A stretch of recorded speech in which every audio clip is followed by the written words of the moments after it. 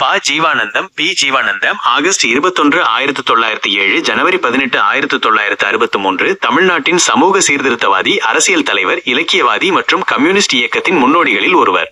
இவர் பொதுவாக ஜீவா என்று அழைக்கப்படுகிறார். அவரது வாழ்க்கையின் முக்கிய அம்சங்கள்: பொது வாழ்க்கை. சுமார் 40 ஆண்டுகள் பொது வாழ்க்கையில் ஈடுபட்டவர். இதில் ஏறத்தாழ 10 ஆண்டுகளை சிறையில் கழித்துள்ளார்.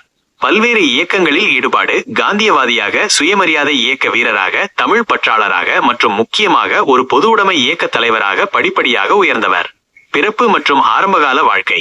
நாகர்கோவிலை அடுத்த பூதப்பாண்டி என்ற கிராமத்தில் 1907ஆம் ஆண்டு ஆகஸ்ட் 21ஆம் தேதி பட்டத்தார் பிள்ளை சுமையம்மாள் தம்பதிக்கு மகனாக பிறந்தார்.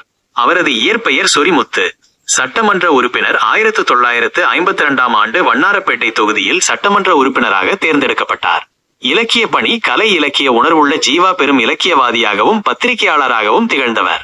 குடியரசு, பகுத்தறிவு, புரட்சி, ஜனசக்தி, தாமரை போன்ற பத்திரிகைகளில் கவிதைகளும் ஆய்வுக் கட்டுரைகளும் எழுதியுள்ளார். சமூக சீர்திருத்தங்கள். தீண்டாமைக்கு எதிராக போராடியவர். வைக்கம் சத்தியாகிரகம், சுசீந்திரம் தீண்டாமை இயக்கம், சுயமரியாதை இயக்கம் போன்றவைகளில் பங்கேற்றவர். மொழிபெயர்ப்பு.